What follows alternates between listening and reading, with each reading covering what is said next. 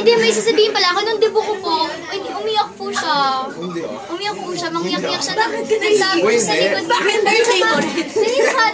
Birthday ko. Basta may pinagtaguan siya na niya. Kasi naiiyak siya nung tinignan niya ako. Tapos, 12 na lang. Tapos binating niya ako. Tapos naiiyak siya. Bakit umiiyak ka? Hindi ako naiyak. Naiiyak ka doon, wag ka ka.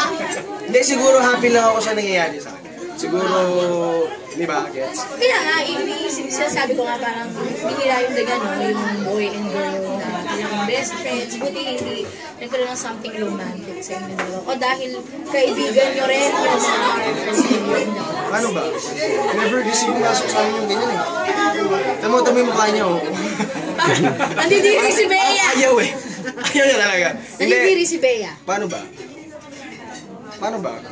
Siguro dahil alam namin baho na isa't isa, hindi namin Oo. Na parang alam ko yung ugali niya. Hindi kami pwedeng ano, hindi talaga kami mag-jowa.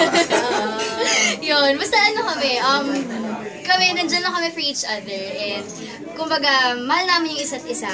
Na, yung tipong, nandito kami lagi para supportahan yung isa't isa.